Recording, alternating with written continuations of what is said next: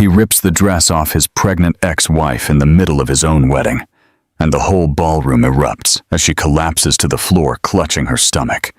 Phones record everything.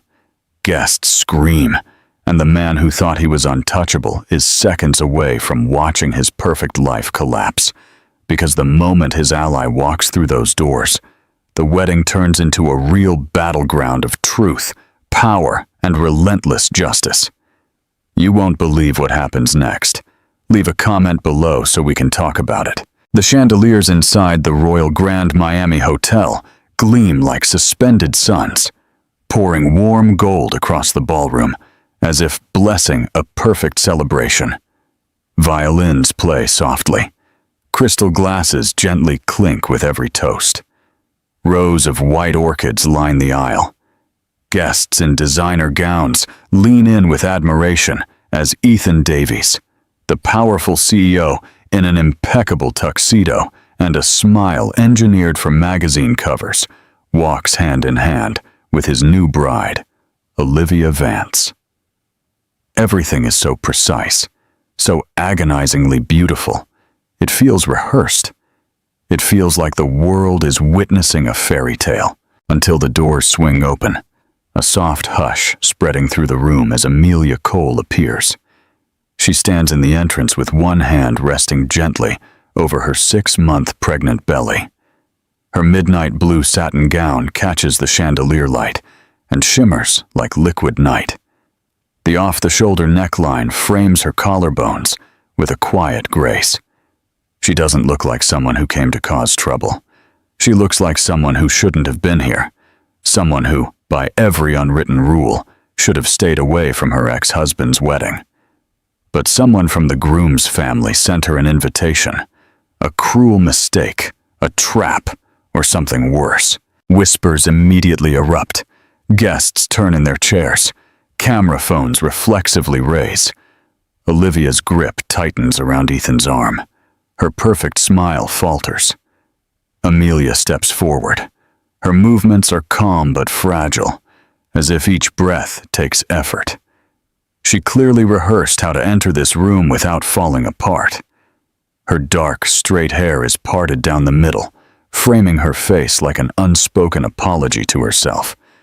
She came dressed in dignity, not defiance. Ethan looks at her with a twisted smile. Something dark flashes behind his eyes. Then he releases Olivia's hand and walks toward Amelia with the casual confidence of a man who believes nothing can threaten him in a room full of money and cameras. He stops just inches from her. The music fades into a thin, uncomfortable silence. "What are you doing here?" he murmurs, loud enough for several rows to hear, trying to stage a scene. "Even at my wedding?" Amelia stabilizes her breathing. "I received an invitation. I thought you wanted peace." Some guests nod sympathetically. Her voice is soft, guarded, trying not to tremble. Ethan leans closer. "Peace, that's rich coming from you." She doesn't reply. Her hand instinctively shields her abdomen, an unconscious gesture every mother makes when danger nears. The sight of it sends a discreet wave of discomfort through the room. Then, Olivia joins them, gliding like a swan with the smile of a predator. Her sheer white mermaid gown gleams under the lights. She tilts her head with feigned innocence. "We weren't expecting you, Amelia, but you look lovely. Very brave of you to wear satin." It wrinkles so easily. Amelia tries to step back. Her heel catches slightly on the polished floor, and she steadies herself by leaning a hand on the nearest chair. A guest whispers, "She's pregnant. Leave her alone." Ethan hears it. His jaw tightens. What happens next begins slowly, silently. Nothing seems dangerous yet. He reaches out to Amelia with a long, firm movement. Like a man removing lint from someone's clothing for a split second, she thinks he is adjusting her dress, perhaps even saving her from greater humiliation. But his fingers clamp around the fabric along her neckline. Time stops. The violinists go motionless. A waiter with champagne flutes freezes mid-stride. Dozens of phones raise higher. Amelia whispers, "Ethan, stop." He pulls. A sound of violent tearing slices through the ballroom like a blade ripping satin.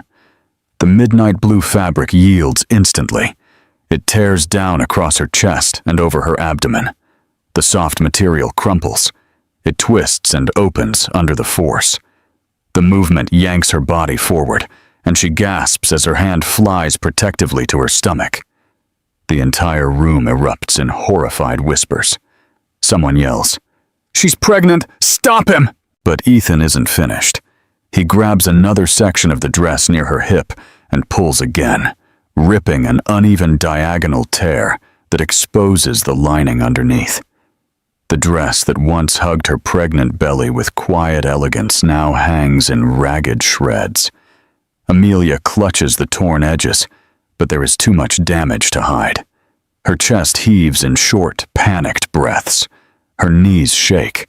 Her eyes fill with disbelief, not just from the pain, but from the sheer cruelty of what he just did. "You always needed attention," Ethan says softly. But the microphones placed around the ballroom catch every word. Now you have it. Guests remain frozen, unsure whether to intervene or watch the disaster unfold like a train wreck. Camera shutters click. Someone begins live streaming. The red recording dot shines like a warning light in the darkness. Amelia's breathing sharpens. Shock and fear tighten her abdomen. For a moment she hunches over. One hand on her belly, the other holding the torn satin that threatens to fall off completely. A doctor among the crowd whispers urgently, "Watch her. She could be having contractions." Olivia retreats, her expression caught between fascination and triumph. The bride's perfect white gown gleams next to Amelia's ruined midnight blue. The contrast is burned into the memory of every witness. One woman looks like a queen. The other looks like prey. Amelia tries to stand straight but stumbles, her vision flickering. Someone rushes to offer a shawl, but Ethan stops them with a raised hand. "Don't help her," he orders. "She came here to embarrass us. Let her enjoy the attention." The cruelty stuns the crowd. A soft whimper escapes Amelia. She forces herself to stand and meets Ethan's eyes. Her voice trembles. "You're hurting the baby." He chuckles softly. A small, cold sound. Your drama never ends. The guests finally break their silence. Murmurs rise. A woman near the front row yells, "Call security! This is assault!" Another voice adds, "Does she need a hospital?" Amelia tries to walk away, but her dress tangles around her legs. She nearly collapses, grasping a table for support. Crystal glasses fall and shatter. The sound echoes like a breaking bone. Someone shouts, "Stop recording and help her."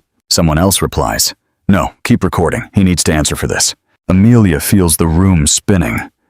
Heat spreads across her face. She closes her eyes and for a moment wishes the cameras would disappear. But they don't. The ballroom is now a stadium. Hundreds of eyes are fixed on her, like an audience watching a public execution. Ethan moves closer. His shadow falls over her torn dress. He whispers, "Now leave before you ruin my wedding." She looks up, shaking, and realizes something important. The humiliation is complete. He didn't just want her gone, he wanted to destroy her. A sudden wave of dizziness forces her to grab her abdomen. Guests gasp. A glass falls from someone's hand. The room pulses with panic. And in that suffocating silence, Amelia's knees finally give out. She collapses onto the floor of her ex-husband's wedding, holding the shredded satin against her body. The music had long ceased, the ballroom illuminated with hundreds of flickering lights, capturing her pain forever. The cameras do not blink, and the world is about to see everything. The ballroom, moments before filled with music and carefree joy, now feels like a vacuum. Every sound has been sucked out. Only the echo of Amelia's fall floats in the air, vibrating through the marble floor. Her midnight blue satin dress, torn and hanging in twisted pieces, pools around her like a crushed, withered flower. The guests who came to witness a fairy tale now remain frozen inside a nightmare they cannot process. No one moves at first. It is the kind of silence that cuts the skin. The chandeliers still flicker above her, but even their light seems to dim, as if ashamed of what they now illuminate. Olivia's bridal bouquet trembles in her hand. Ethan stands over Amelia, with his jaw clenched and an expression that masks panic with arrogance. No one knows who will speak first. No one knows who dares. A wine glass gently clinks somewhere in the distance, a fragile sound that breaks the paralysis. Then the whispers begin, low at first, then sharp, spreading like wildfire. She might lose the baby. He actually ripped her dress like that? Someone should call for help. My God, look at her. Amelia slowly lifts her head. Her hair has fallen across her shoulders, strands clinging to her cheeks where tears have run her makeup. She can barely breathe. Shock radiates through her body, tightening her chest, tightening her abdomen, tightening everything until she feels she might split in half. She presses the palm of her hand against her stomach in a desperate attempt to stabilize herself. A middle-aged woman near the front row finally takes a step toward her, but before she can get close, Ethan raises his hand, stopping her with a simple gesture of authority. His voice is sharp and dismissive. Stay back. She is overreacting, as always. The woman backs away, stunned by his audacity.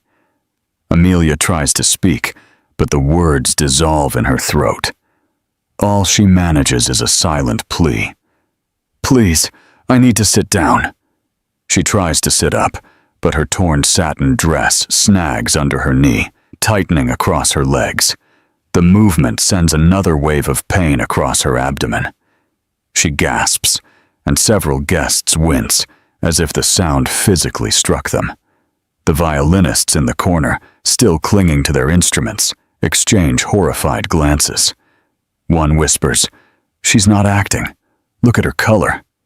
Another voice rises from behind the crowd. "Is her breathing normal?" Someone else replies, "No, she's pale." Too pale. Olivia approaches, though she keeps a safe distance from Amelia. Her immaculate white gown, untouched by the chaos beneath her, she tilts her head with a soft, poisonous sweetness. She is doing this for attention. She always wanted to ruin our days, even before the divorce. The cruelty is so blatant, it freezes the room a second time. Amelia's lips tremble. She raises her face just enough to meet Olivia's eyes. There is no anger in her expression, only a profound pain that makes several guests look away.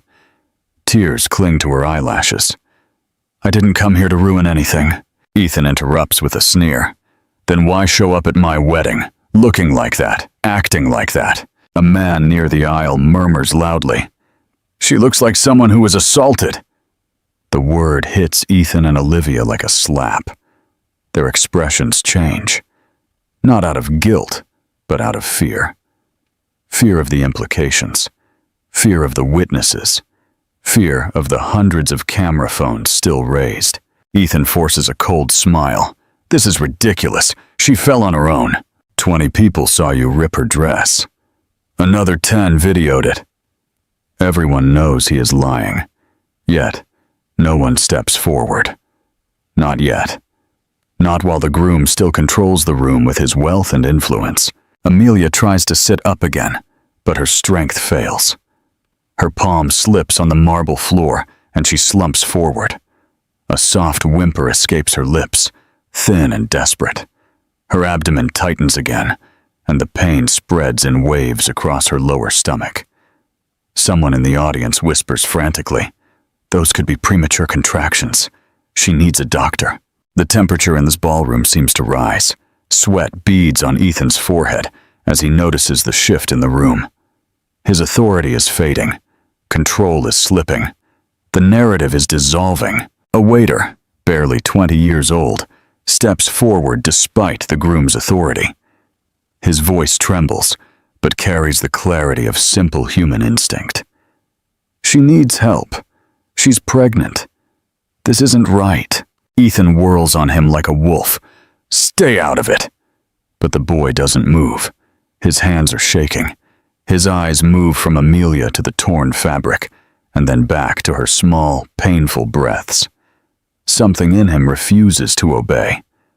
The silence that follows is thick with tension. Amelia's vision blurs. The golden chandeliers above her stretch into soft halos. She can hear her heart beating in her ears, fast and irregular. Her fingers press deeper against her stomach. She whispers to herself, a voice so tiny it barely exists. Please, stay with me. Please. The plea is not for herself. It is for her baby. Several women near the center rise from their seats. They approach her slowly, unsure if Ethan will charge again, ignoring the groom entirely. Sweetie, look at me.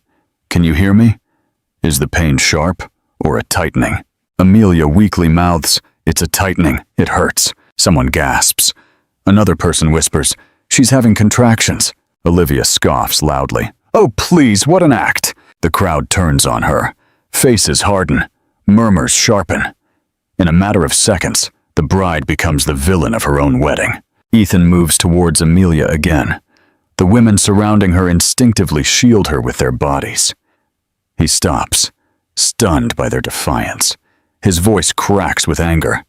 Move. She doesn't need you. A man from the back seats yells. Clearly she does, and she needs an ambulance. Another guest stands up. Then another. A subtle shift spreads through the room like a rising tide. The groom's power is dissolving, grain by grain. Amelia tries to sit upright one more time. Her hand reaches for the edge of a nearby chair, but fails. The room sways. Her breathing becomes rapid.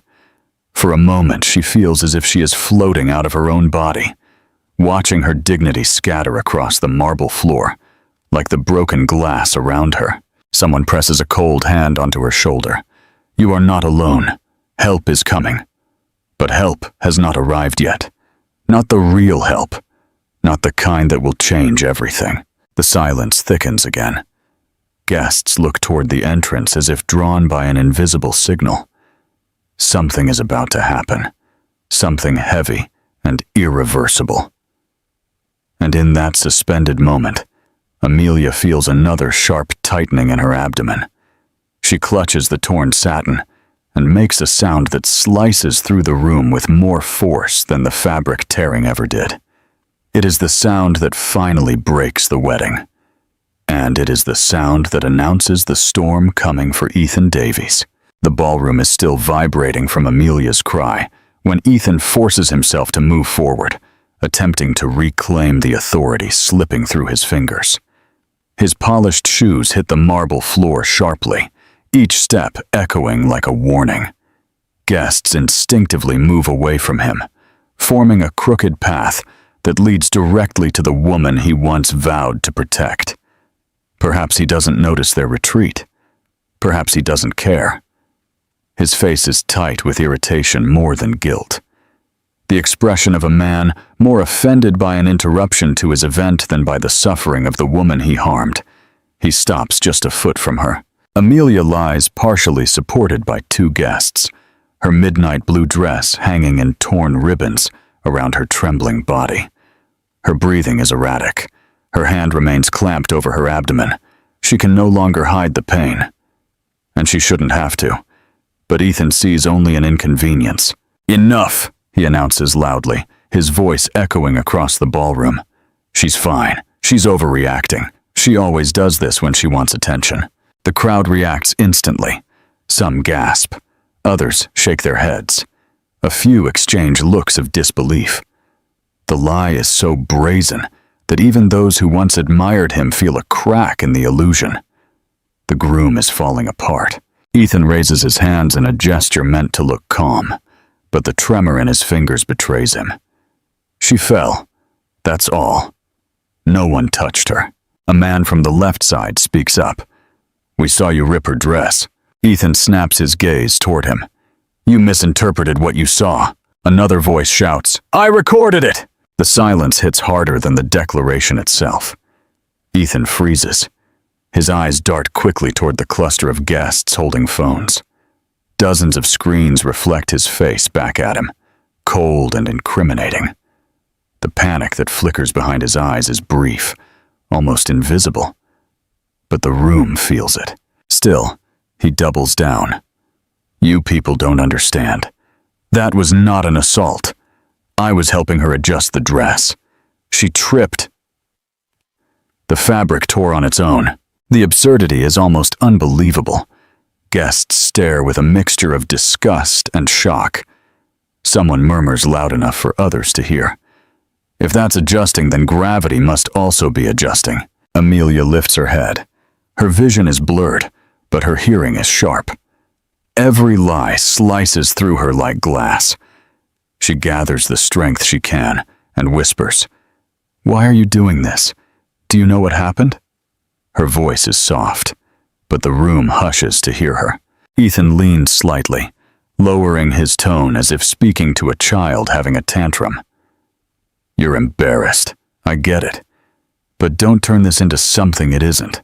Amelia's eyes widen, not from fear, but from the realization that he genuinely believes his power will shield him from the consequences. He expects the world to bend to his version of events. It always has. A woman kneeling beside Amelia looks at him with pure disbelief. "She's pregnant. She's clearly in pain. Show some humanity." The groom straightens up, adjusting his tuxedo jacket with a sharp tug. Humanity. An interesting word coming from strangers who don't know the situation. Someone near the back yells, "We know enough!" The tension snaps again, tighter and sharper than before. Ethan realizes he's losing control of the narrative, so he changes tactics. His voice softens, coated in false sympathy. "Amelia, let me help you up. Come on, you need some fresh air." But when he moves toward her, several guests move at once, blocking him. A wall of bodies rises between him and the woman he harmed. The gesture is instinctive, protective, and devastating to his ego. His expression darkens. "Move. She's my ex-wife. I have every right to talk to her." The waiter from before steps forward again. His face is pale but determined. "You lost that right when you ripped her dress."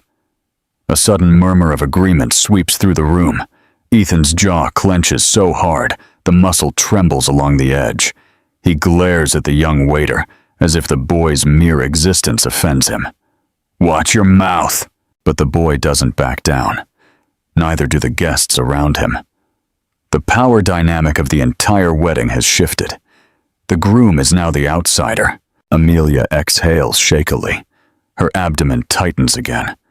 Pain radiates downwards like a warning. One of the women holding her touches her forehead softly. "You're sweating. We need to check your pulse." Amelia nods weakly. "It's fast. Too fast." Her voice trembles, but it has enough clarity to draw more attention. A doctor pushes through the crowd.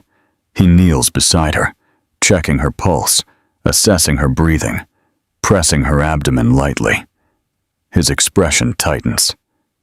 This could be stress-induced contractions. She needs to be monitored immediately. Ethan lets out a harsh laugh. "She's not contracting. She's trying to ruin my wedding." She always had a flair for the dramatic entrances. The doctor looks up at him sharply. "I am a certified obstetrician, and you need to back away. Right now." The authority in his tone cuts cleanly through any lingering doubt in the room. Several people nod their heads in agreement. Some guests even applaud softly, relieved that someone finally said what needed to be said. But Ethan doesn't retreat. He takes a half step forward, still clinging to the fantasy that he dominates the room. "You don't tell me what to do at my own wedding." "It stopped being your wedding," says a woman near the aisle. Her voice trembled with anger.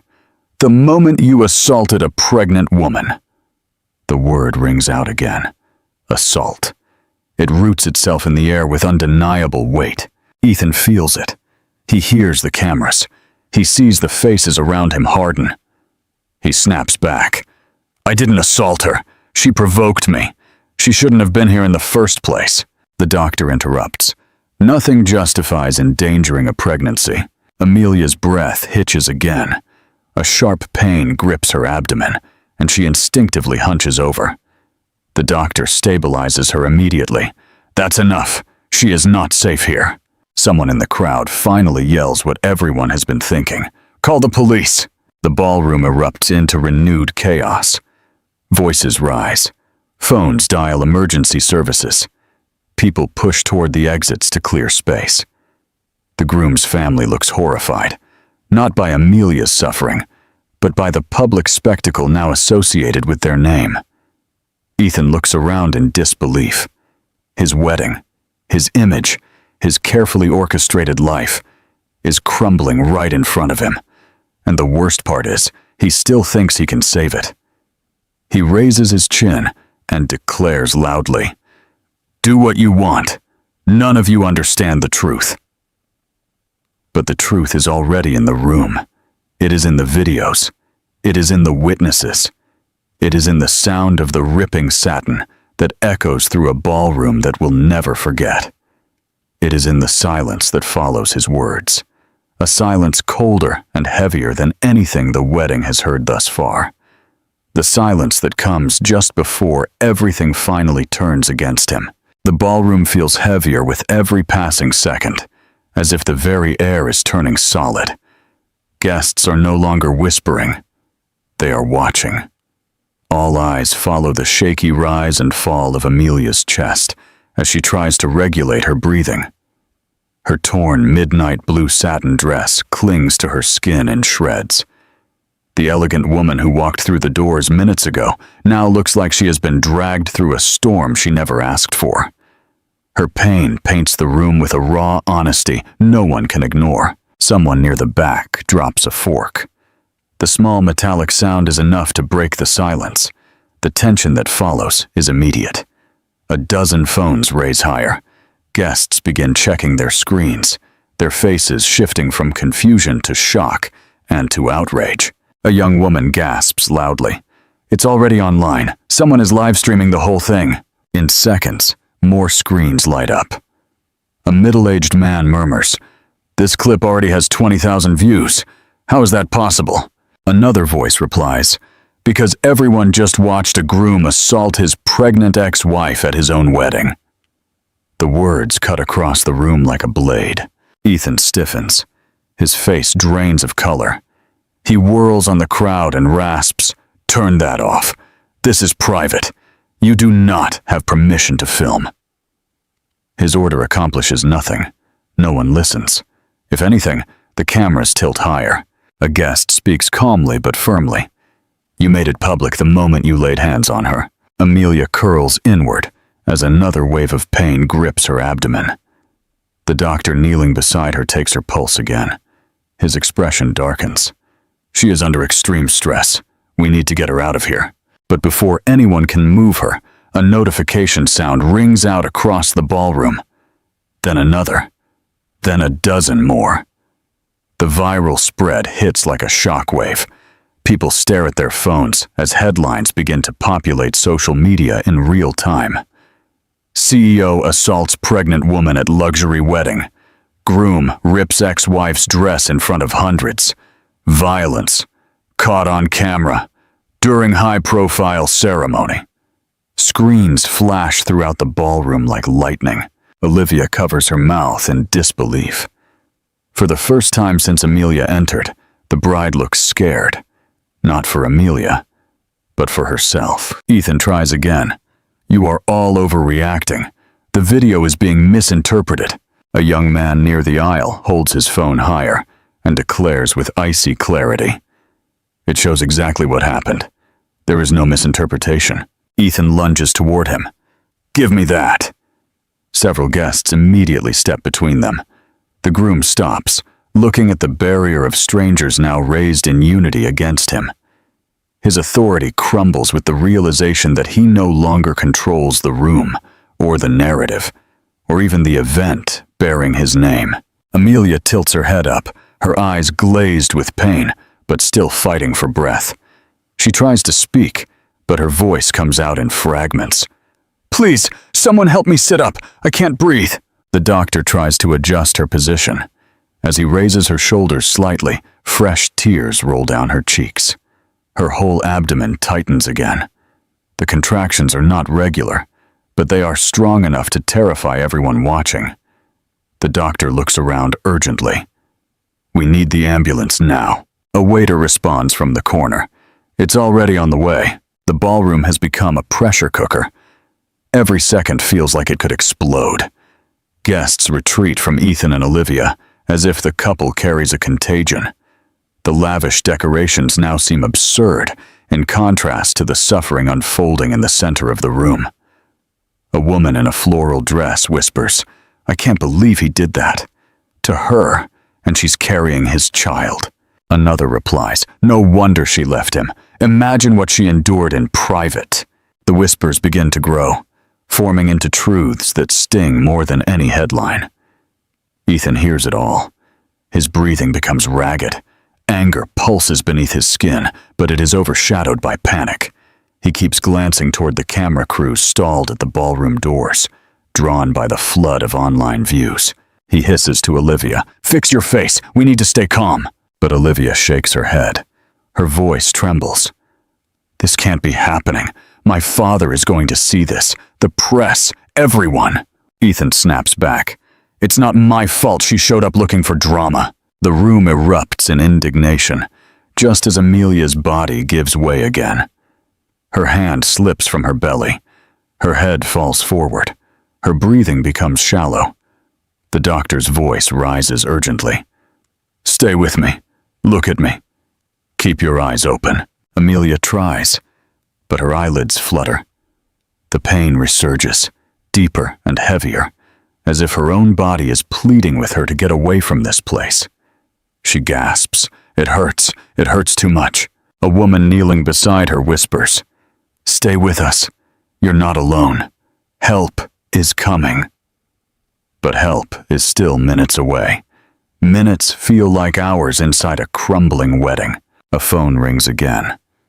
Then another. Guests recoil as another headline spreads. Court records reveal protection order filed weeks before wedding. Amelia hears that. Her eyes open slightly. Fear, humiliation, and exhaustion flicker together. She never wanted the world to know she had sought protection. She never wanted her private suffering to be exposed like this. But now everything is spilling out. The truth is flowing faster than anyone can stop it. Ethan looks furious. "These are lies. She fabricated those papers to punish me." The doctor snaps back. "Enough. She's in a medical emergency. You need to back away." Ethan refuses. "I'm not leaving her side." A voice rings out from across the ballroom. "You should have thought of that before you ripped her dress." Every guest whirls toward the entrance, but no one is walking in yet. That moment is still coming. Before it happens, the tension reaches its breaking point. Amelia tries to sit up again. Her body shakes violently. The doctor stabilizes her, but even he cannot hide his concern. She whispers, "Please, I want to leave. I can't stay here." He nods quickly. "We're getting you out. Just breathe, in and out." His hands are shaking. The torn satin slips through her fingers. The humiliation burns her skin more fiercely than the pain, and then her body folds inward. Her head drops onto the doctor's shoulder. The room erupts in cries of alarm. Someone shouts for ice. Another person calls for space. The doctor raises his voice above the chaos. "She is losing consciousness. Clear a path. Now." The ballroom explodes into movement. Chairs are shoved aside. People rush to clear a path out. The viral recordings continue, capturing every frantic second. Ethan stands in the center of it all, helpless and furious, watching his entire world collapse like the satin he ripped. And just as Amelia sinks deeper into the fog, the doors swing open again. What walks in next will decide everything but everything. The lies have crumbled, and the truth is walking in. The ballroom doors fly open with a force that cuts the chaos like a blade. The sound is not loud, but it carries a weight that demands attention. Guests whirl around at once. Conversations die mid-sentence. Even the paramedics rushing down the aisle pause for a half-breath. Something shifts in the air, a change so abrupt and immediate that even Ethan feels it. A tall man strides into the ballroom. His suit is a deep navy blue that seems to absorb the chandelier light, and his polished shoes strike the floor in slow, deliberate paces. His presence doesn't shout. It radiates. Authority moves with him like a shadow. His gaze sweeps the room, taking in the scattered chairs, the broken glass, the torn midnight blue satin around Amelia's trembling body, and the panic that writhes on every face. It takes only a second for the guests to recognize him. Gabriel Ross, the criminal defense attorney who has dismantled empires in court, the man whose face appears on national broadcasts whenever a high-profile case arises, Amelia's cousin, who quietly disappeared from her life after the divorce, not because he abandoned her, but because she told him she needed space until she felt safe again. He is here now, and he looks far from calm. His eyes fix on Amelia, semi-conscious on the marble floor, held by the doctor and several guests. Her hair is across her shoulders. Her breathing is shallow. Her midnight blue satin dress hangs in ruined strips around her body. Rage flickers in Gabriel's eyes, not loud or wild, but controlled, lethal, and cold. He walks directly to the center of the room. Each step tightens the tension further. Ethan turns to face him, masking fear behind irritation. "What are you doing here?" Ethan demands. "This is a private event." Gabriel doesn't bother to answer the statement. His voice cuts the air with sharp clarity. "Amelia, can you hear me?" She slightly lifts her head, her eyelids fluttering. "Gabriel, please, I hurt." He kneels by her side, placing a firm hand on her shoulder. His tone softens only for her. "I'm here. You are safe now." Then he rises, and the softness vanishes. His voice hardens to steel. "Who touched her?" A tremor runs through the crowd. Eyes dart toward Ethan. No one speaks, but the silence itself answers. Ethan sneers. "Don't start your theatrics. She fell. She exaggerated everything." Gabriel steps closer, not aggressively, but with a confidence that pulls the oxygen from the room. "I saw the video on the way here." Ethan's face drains of color. Gabriel continues, his voice quiet, almost silent, but terrifying in its certainty. "You ripped the dress off a pregnant woman. Then you stood over her while she couldn't breathe." Gasps ripple through the room like rolling thunder. Ethan tries to laugh, but the sound cracks. People record everything nowadays. They love to distort things. You know how the internet works. "Yes, I do," Gabriel says, and in this case, it recorded the truth. He reaches into his suit's inner pocket and pulls out a folded document. Guests lean forward, drawn to the moment like moths to a flame. Gabriel holds it up. "This is the temporary protection order Amelia filed 3 weeks ago, signed by Judge Molina. It immediately prohibits you from contacting her, approaching her, or subjecting her to emotional or physical stress. Right now, in front of hundreds of witnesses and dozens of cameras, you violated every single one of those conditions." Ethan's voice cracks. "She trapped me." Gabriel looks at him with an expression that could shatter stone. "She didn't trap you. She survived you." A collective gasp sweeps the ballroom.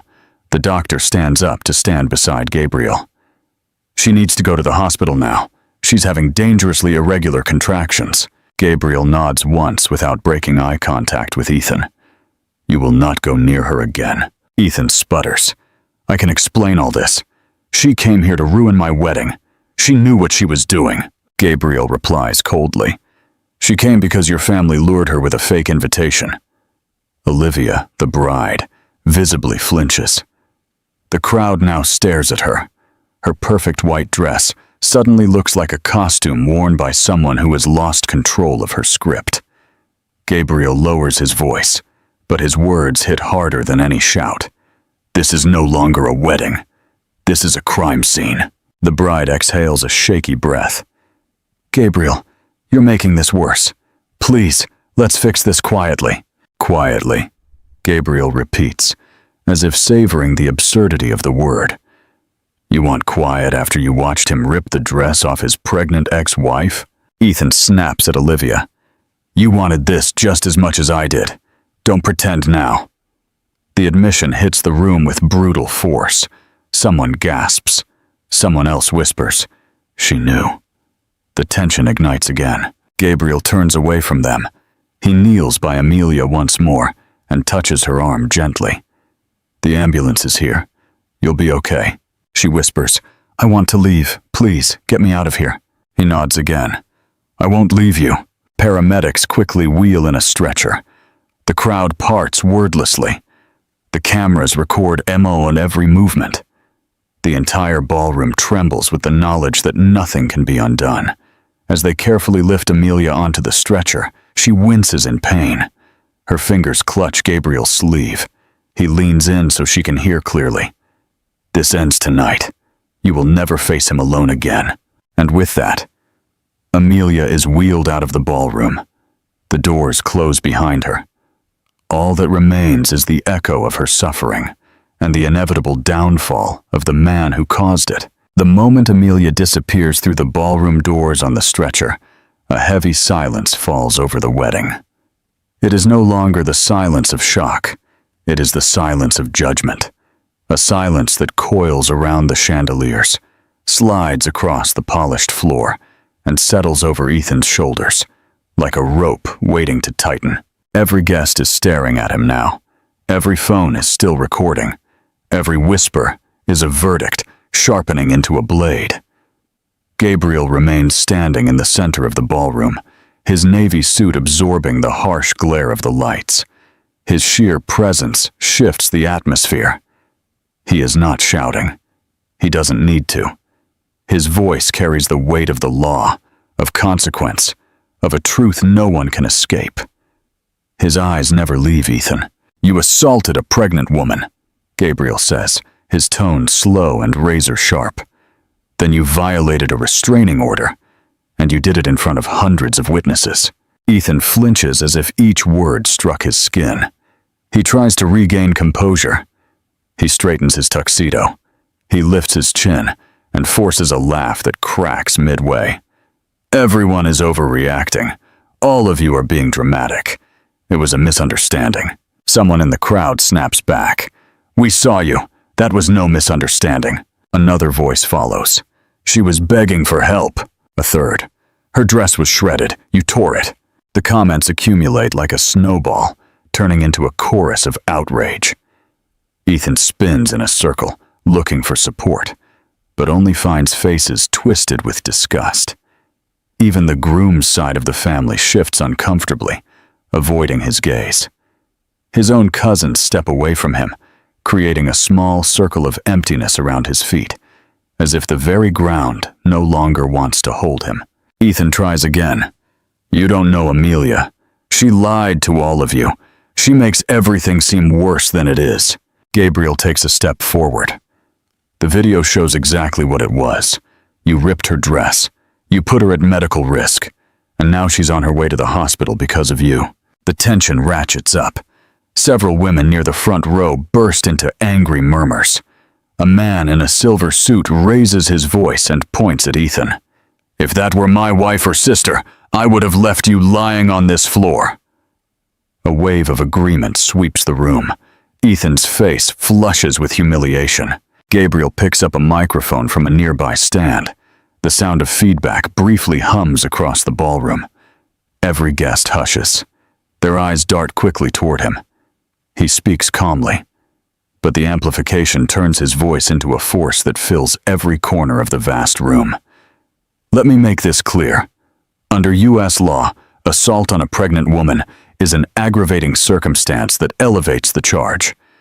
Combined with the violation of a restraining order, this becomes a felony with immediate legal consequences. The bride, Olivia, stumbles backward. "Gabriel, please, not in front of everyone." He turns to her with a look that is neither soft nor cruel. It is simply factual. This is not about embarrassment. This is about accountability, and the world is already watching. A guest shouts. The world has been watching since the first live stream. Another holds up their phone. 2 million views. Another echoes. 3 million. Ethan's eyes widen. He looks like a man realizing he is standing in the middle of a battlefield he can no longer control. "Fine. I will handle the press. I will release a statement." "You will not," Gabriel replies. "You will no longer control this narrative. The facts are already out." Still clinging to his ego, Ethan snaps back. "You think you can destroy me with a video?" Gabriel shakes his head. "No, you destroyed yourself." A thunderous murmur fills the room. Cameras flash. Someone applauds. It starts as a single, hesitant, almost uncertain clap. Then another joins, and another. In seconds, dozens of guests are applauding, not in celebration, but in solidarity with Amelia. The sound sweeps across the ballroom like a wave of judgment. Ethan's face twists with rage. "Stop clapping! Stop it immediately!" The applause only grows louder. Olivia covers her face, mascara starting to smear. "This is a disaster," she whispers to a bridesmaid. "My father is going to kill me." The bridesmaid moves away from her, unwilling to be associated with the crumbling spectacle. Gabriel raises the microphone again. "Authorities have been notified. They will be arriving shortly to take statements. I advise everyone here to remain calm and prepare to submit your videos and testimonies." Ethan steps forward angrily. "You have no right to hijack my wedding." "It stopped being your wedding," Gabriel responds, "the moment you turned it into an assault." The words hit harder than the first ones.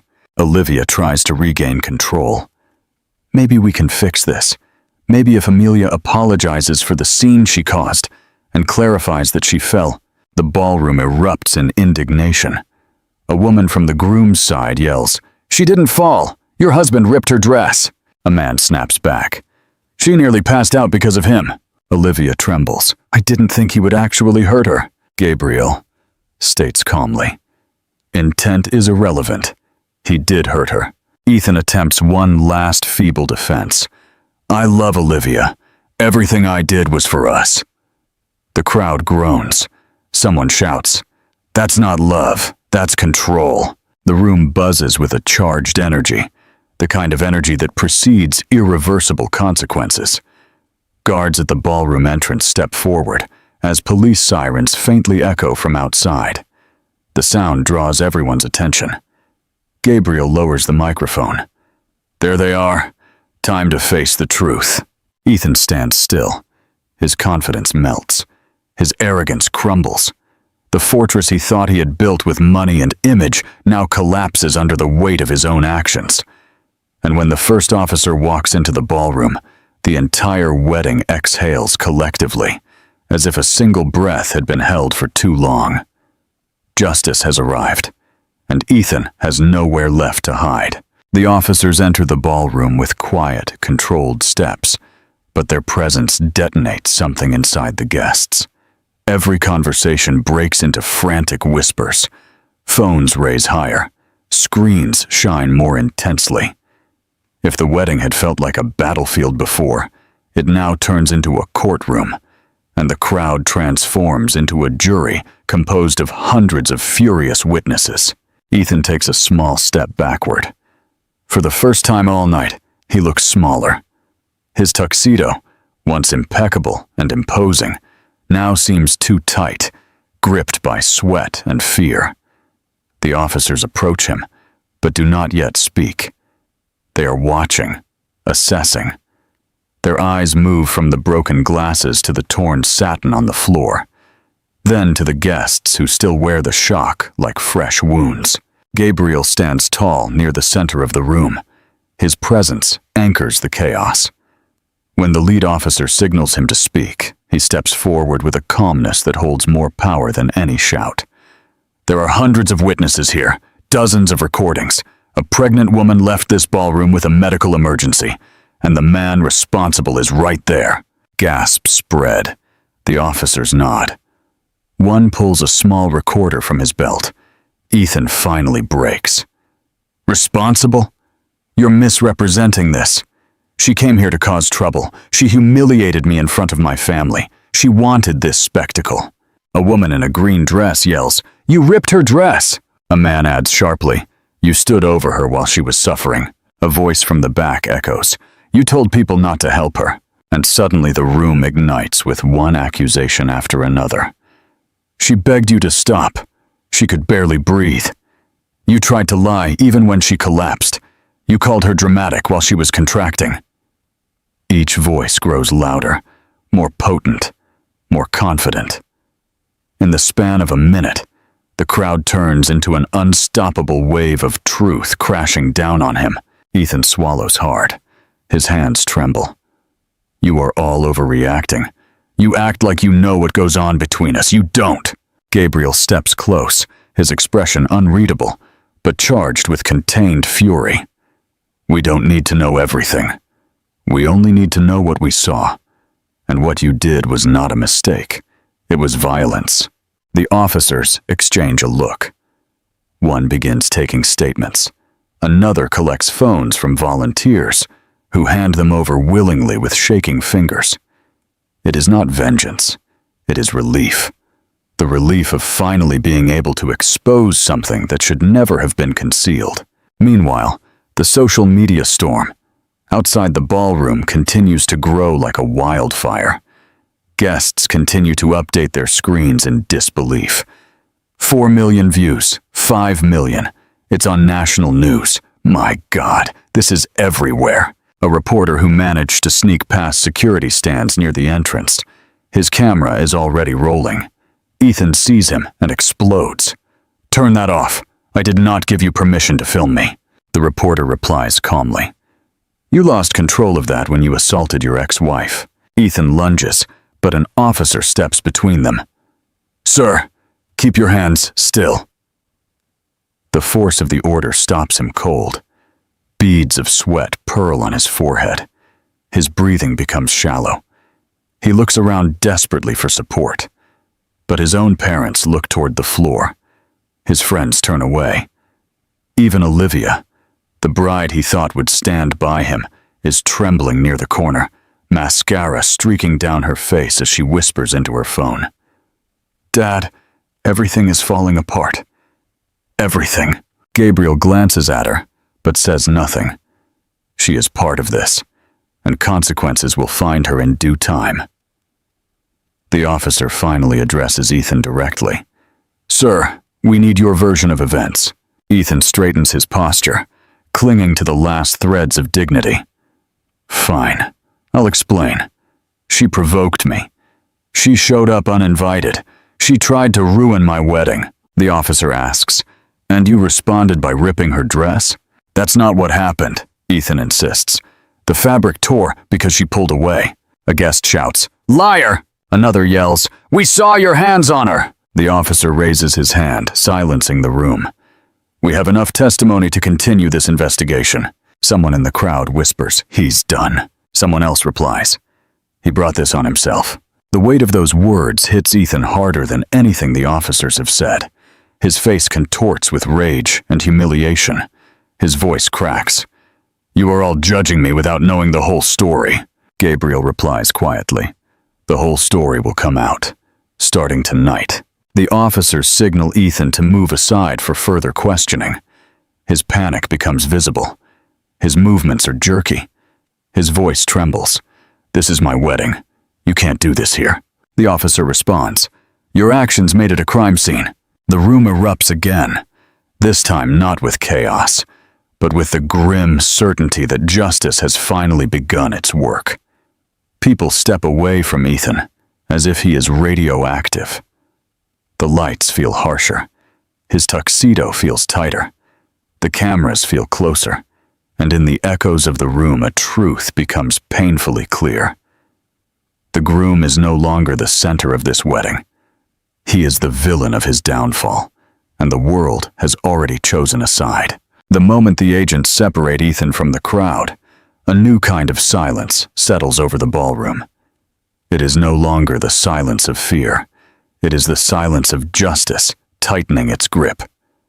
Guests watch with wide eyes as the man who once controlled every room he entered now finds himself trapped inside a circle of authority he cannot intimidate, charm, or buy his way out of. The lead officer begins speaking with calm precision. "Sir, we need you to stay where you are. Multiple witnesses have reported an assault. We are collecting evidence from the scene." Ethan's voice cracks. "Assault? That's absurd. I told you." She fell, but the second officer steps forward, holding a phone handed to him by a guest. The video begins to play. The ballroom hears the sound of tearing again, the gasp, the scream, the choked plea, the unmistakable truth. The lead officer's expression hardens. "We have visual confirmation." Ethan tries to reach for the phone instinctively, but the officer pulls it back. "I note the evidence." His breathing quickens. His eyes dart wildly around the room, looking for someone, anyone who might defend him. But every face he looks at is cold now, distant, finished. Even those who used to admire him refuse to meet his gaze. The officer continues. "You are being detained for further questioning related to assault and violation of a protection order." Those words drop like a hammer. Olivia gasps, covering her mouth with a trembling hand. "Detained? Here, in front of everyone?" a guest murmurs. "Perfect timing. He did it in front of everyone." Another adds, "He deserves it." Meanwhile, down the hall, paramedics usher Amelia down the hotel corridor. The bright, hospital-style lights flicker over her as the stretcher glides. Her breathing is shallow, her dress still torn, her hair clinging to her damp cheeks. The sound of the crowd fades behind her, replaced by the steady rhythm of the paramedics' voices. "Keep her conscious. Check her blood pressure again. She is having stress-induced contractions. We need to stabilize her," Amelia whispers, barely audible. "Please, my baby. Just save my baby." A paramedic gently squeezes her hand. "We are doing everything we can. Stay with us." Back in the ballroom, Gabriel stands as a wall between Ethan and the guests. His tone is deadly calm. "She is on her way to the hospital because of you." Ethan laughs bitterly, his voice tinged with hysteria. "Because of me? She came here to put on a show. She wanted attention."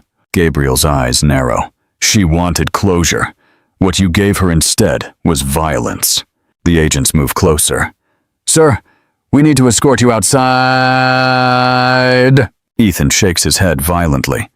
"No, I am not leaving my own wedding. You won't drag me out like a criminal." But the crowd answers for him. A woman near the aisle says, "Then you shouldn't have acted like one." A man adds, "Take him away." The agents place a guiding hand near Ethan's arm. He recoils, panicked. "Don't touch me." The lead officer's tone hardens. "Then walk, now." Ethan looks around the ballroom one last time. The crystal chandeliers gleam above him, reflecting not celebration anymore, but disgrace. He sees no friendship, no loyalty, no sympathy. Only judgment. Only truth. Only consequences. As he is escorted toward the exit, the guests instinctively step aside, leaving a clear path like the parting of a sea to which he no longer belongs. Phones follow him. Cameras record every twitch of panic on his face. A reporter shouts, "You assaulted your ex-wife. Do you have anything to say about her condition?" Ethan snaps, "Get that camera out of my face." But the officer puts a hand on his shoulder and keeps him moving. Outside the ballroom, reporters swarm the corridor.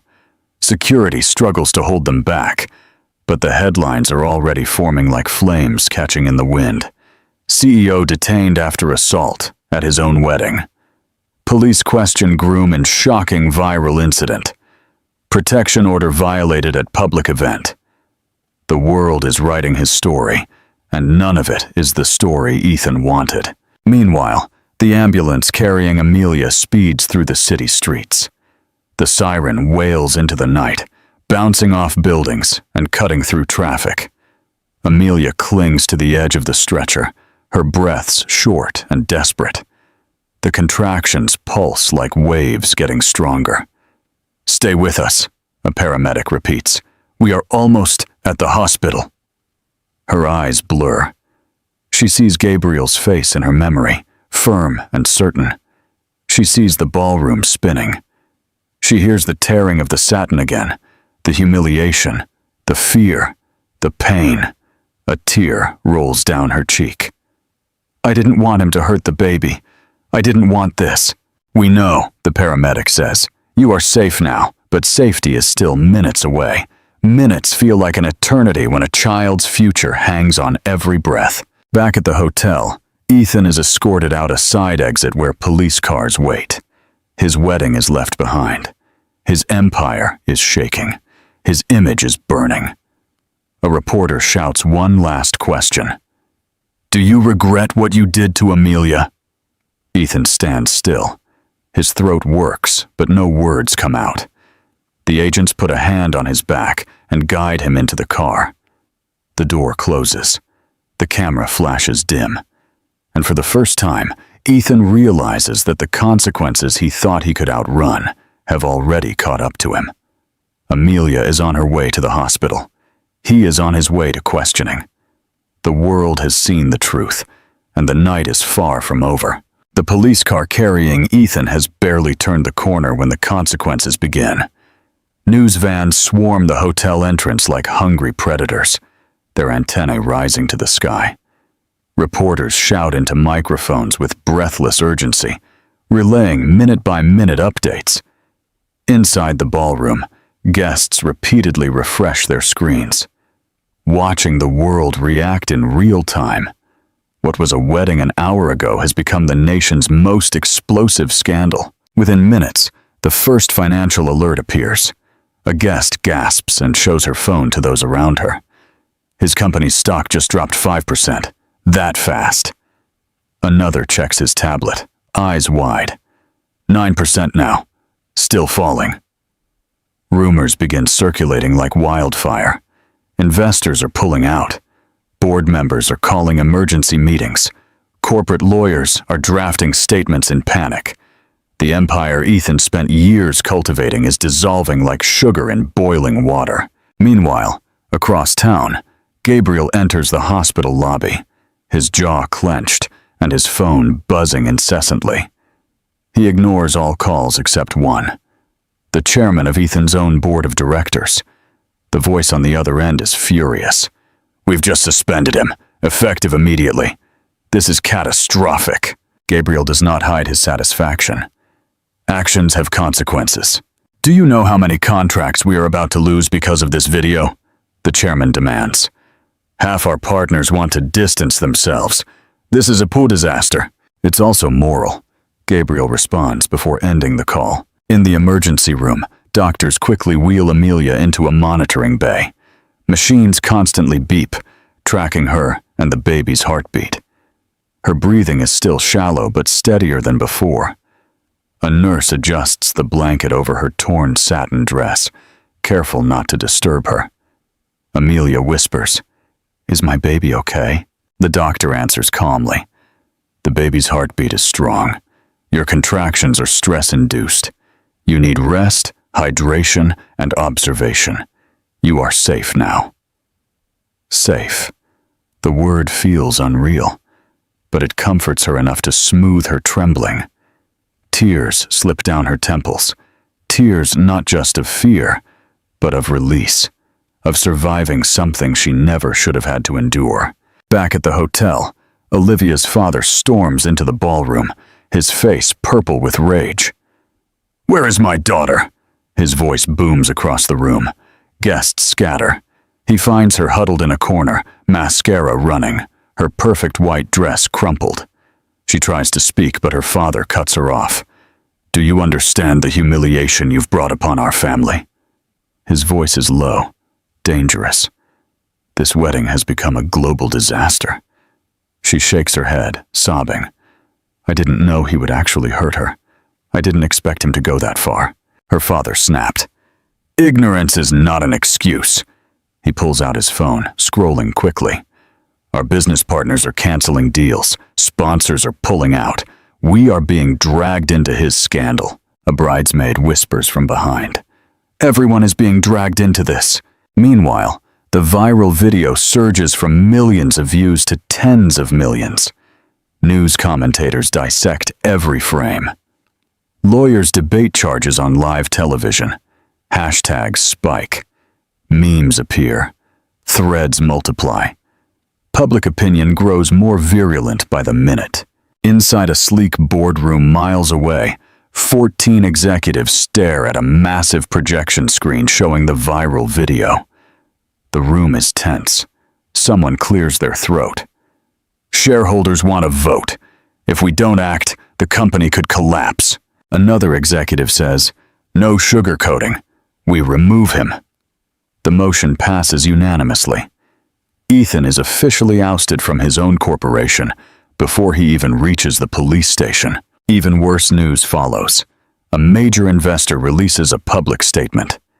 We condemn any act of violence. We are withdrawing all funding effective immediately.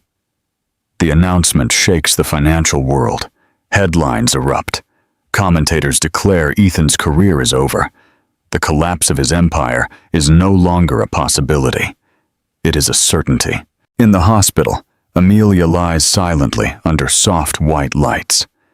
The room feels too quiet for what she just survived. She closes her eyes as exhaustion washes over her, but her peace is fragile. A nurse gently approaches. There's someone here who wants to see you. Amelia tenses. Who? Gabriel walks into the room. His expression softens when he sees her, but his jaw is still clenched with the anger still burning beneath the surface. How are you feeling? She attempts a smile. Alive. He exhales slowly, as if releasing hours of held breath. Good, because the world is finally seeing him for what he is. Everything is collapsing for him. Amelia's eyelashes tremble.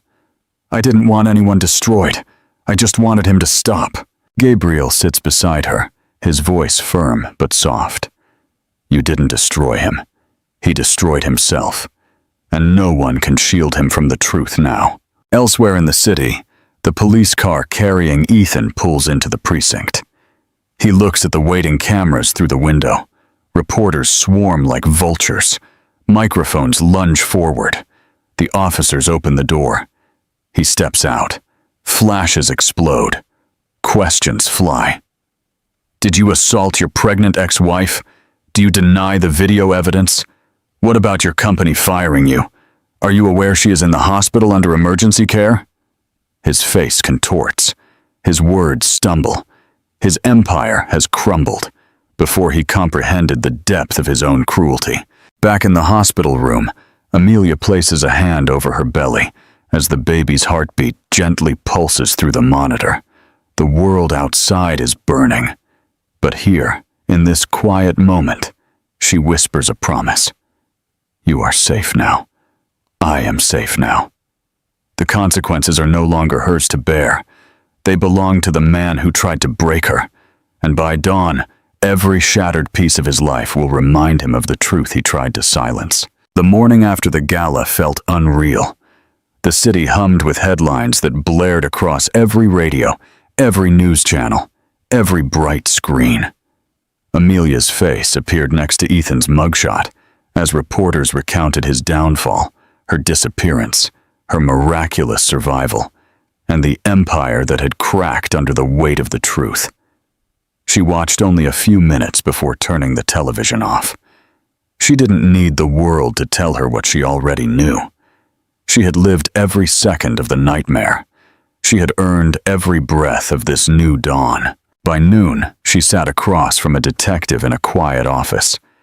Gabriel waited outside with Emma, the baby now born and named, who was coloring in a small notebook. Amelia's hands were steady as she gave her statement. She spoke clearly, recounting the insurance policy, the recordings, the night on the cliffs, and the years of silence that had followed. She did not cry. She did not shake.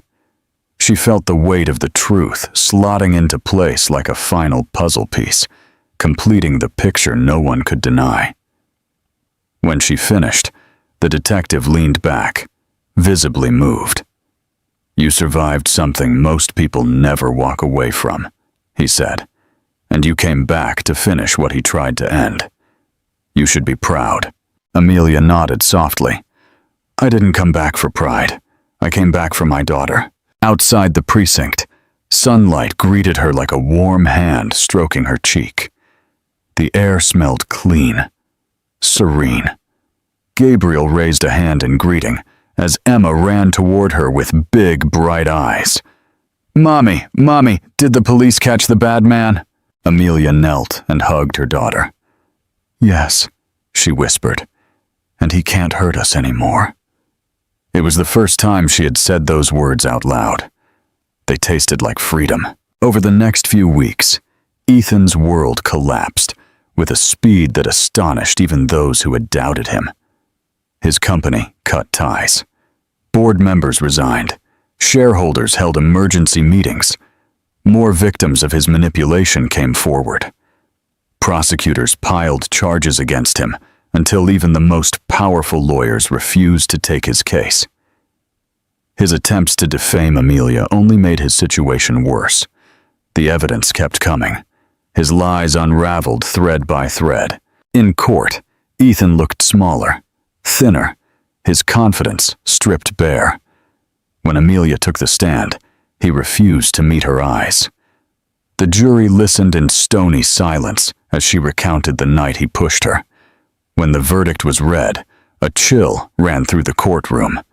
Guilty on all counts. Ethan closed his eyes as the sentence fell on him. Years in prison. No chance of parole. No power to manipulate. No empire to rule. No control over the woman he once thought he owned. As he was escorted out, Amelia felt no triumph, only closure. A door slamming shut behind her with a finality she had long needed. Selena, Olivia's new name for the context of this section, received her own sentence, reduced only because she cooperated fully and exposed more of Ethan's plans. She wept throughout the hearing. Amelia listened in silence. Forgiveness was not possible, but ending the cycle was. When it was finally over, Amelia walked out of the courthouse with Emma by the hand, and Gabriel walking quietly on her other side. Cameras flashed, but she kept her gaze steady, focused on the future that waited beyond the noise. That afternoon, she drove to the coast alone. She needed space. She needed to breathe. She parked near the cliff she had avoided for 6 long years. For a moment, she stayed inside the car, gripping the wheel as an old fear rose like a ghost inside her. But she forced the door open. She stepped onto the gravel. The wind pressed against her face. Cool, but no longer cruel. The ocean below roared, familiar and powerful. Waves crashed against the rocks, the same way they did the night she fell. She walked slowly to the stone barrier, her heart pounding. She put her hands on the rough surface and looked down at the dark water that had once swallowed her. She remembered the cold, the silence, the moment she thought she would never breathe again. And yet, she was there now, alive, warm, steady, unbroken. She closed her eyes and whispered to the memory of the woman she used to be. "You made it. I came back for you." A small jewel gleamed in her hand, a silver pendant she had worn years ago. The one she lost the night Ethan tried to kill her. It had washed ashore months later, found by a fisherman, and anonymously left on her doorstep. She held it to her heart. Then she gently dropped it into the ocean, not as a symbol of loss, but as a gesture of release. The wind softened, The sky brightened with the first pale glow of sunset. Amelia lifted her face to the light. She was not the woman who fell. She was the woman who rose. When she returned home, Emma ran into her arms.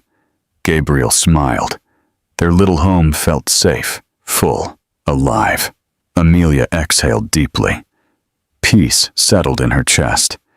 The story that began with betrayal, fear, and darkness ended not with revenge, but with rebirth. She had reclaimed her life. She had forged a new path. She had found her place again. And as she tucked her daughter into bed that night, she whispered the truth she had fought so hard to earn. We are free.